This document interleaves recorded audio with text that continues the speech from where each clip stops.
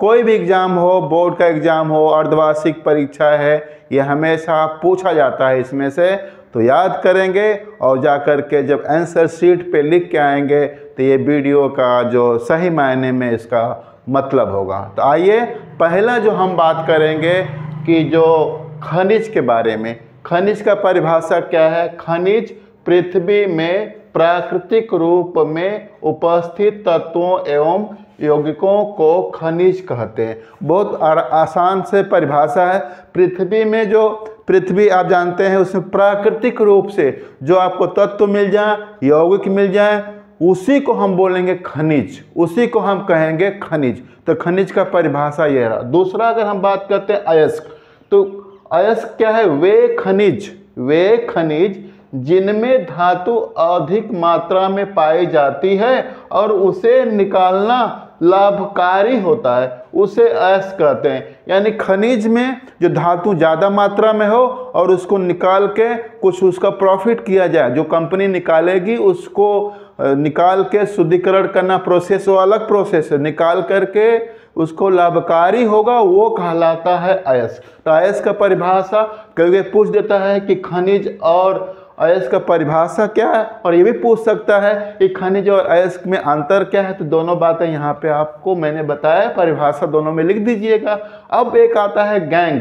Gang क्या कहलाता है? खनिज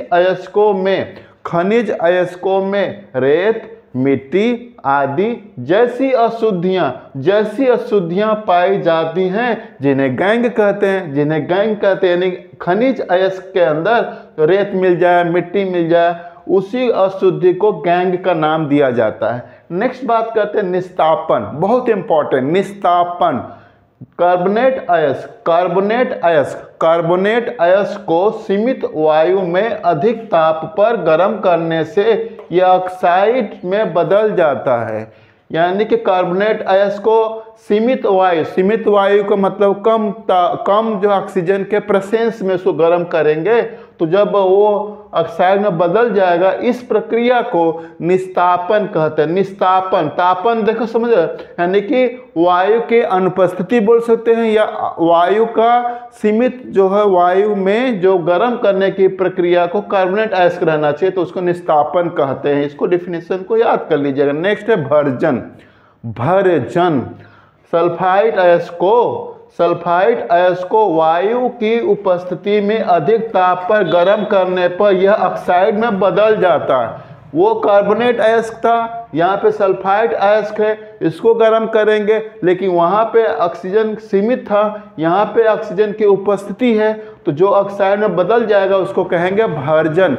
इसका एग्जाम्पल देखिए ZnS, यहाँ पे जिंक सल्फाइड है, ये जो है ऑक्सीजन की उपस्थिति है। उसके बाद ये देखिए ZnO, ये जिंक ऑक्साइड बना, यहाँ पे सल्फर डाइऑक्साइड बना, तो ये वाला जो भरजन कहलाएगा।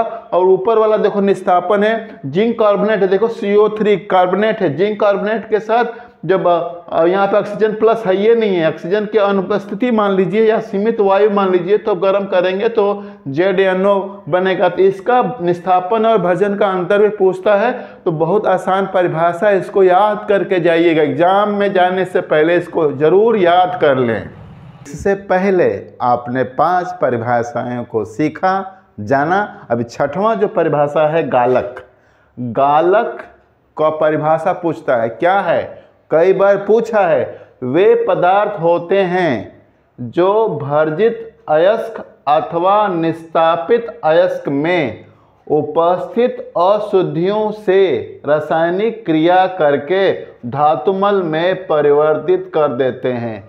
यानी कि गालक कुछ और नहीं, वे पदार्थ हैं। पदार्थ कैसे हैं? जो कि अयस्क जो है, भर्जित अयस्क अथवा निस्तापित अयस्क में जो अशुद्धियां हैं उसको निकाल देते हैं। जैसे उदाहरण देखिए यहाँ पे कैल्शियम ऑक्साइड जो है ये अयस्क है, कैल्शियम ऑक्साइड भर्जित अयस्क है। इसमें से जो ये सिलिका, गालक का उदाहरण है सिलिका, जो सिलिका यहाँ पे यूज हुआ, उसके बाद देखिए कैल्शियम सिलिकेट बन गया। जो कैल्शियम सिलिकेट बन गया ये धातुमल हो गया। ये क्या हो गया? धातुमल हो गया। ये धातुमल हो गया, और जो इधर जो ये लिखा है ये सिलिका, ये गालक हो गया। अब दूसरा डिफिनीशन है 7वां नंबर की धातुमल क्या है। तो अयस्क में उपस्थित अशुद्धियों की गालक की अभिक्रिया से बनने वाले पदार्थ को धातुमल कहते हैं। अयस्क में उपस्थित अशुद्धियों की गालक की अभिक्रिया से बनने वाले पदार्थ को धातुमल कहते हैं। यहाँ पे देखिए मैग्नीशियम कार्बोनेट है और ये सिलिका लगा दिया। सिलिका का यूज करने के बाद जो यहाँ पे पदार्थ बनता है मैग्नीशियम सिलिकेट, ये धातुमल कहलाया। और ये हो गया गालक। प्रगलन क्या है, धातु ऑक्साइड को कोक के साथ गर्म करके अपचयन कराने को प्रगलन कहते हैं। ये इसका उदाहरण है ZNO और यहाँ पे कोक लगा दिया, तो यही जो अपक्रिया है इसको हम बोलेंगे प्रगलन। तो आई होप ये बहुत इंपॉर्टेंट परिभाषाएं हैं, एग्जाम जाने से पहले इसको पढ़ के और याद करके जाइए। इस चैप्टर में 2 और परिभाषाएं पूछी जाती हैं। ये है संक्षारण। जब कोई धातु आर्द्रता, अम्ल आदि के संपर्क में आती है जिससे धातु की ऊपरी परत कमजोर हो, संक्षारित हो जाती है। तो ये संक्षारण का परिभाषा है।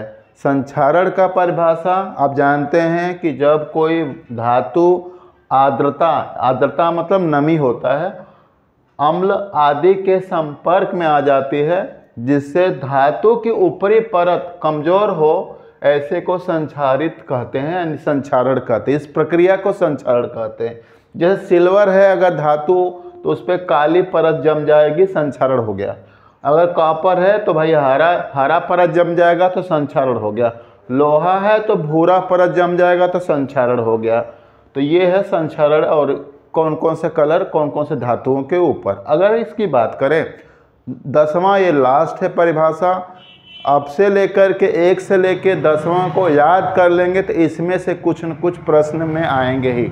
10वां है यश द लेपन। यश द लेपन, यश द लेपन, लेपन से रिलेटेड है। क्या बोल रहा, लोहे एवं इस्पात को जंग से सुरक्षित रखने के लिए, लोहा हो या इस्पात हो उसको जंग से यानी मूर्छा से, संक्षारण से सुरक्षित रखना है तो उस पर जस्ते यानी जिंक का यानी जिंक की पतली परत चढ़ाई जाती है। यानी कि लोहे के ऊपर जिंक की पतली परत चढ़ाने को हम यश-द-लेपन कहेंगे, यश-द-लेपन कहेंगे। और यही एक परिभाषा बताता है कि यश-द-लेपन क्या है, लोहे अथवा इस्पात के ऊपर जो पतली परत चढ़ाया जाए जिंक का, यही कहलाता है यश-द-लेपन। तो आई होप ये 10 जो परिभाषा आपको एग्जाम में नंबर अच्छा दिला देगा, बशर्ते इसे आप याद करके जाएं। Thank you very much.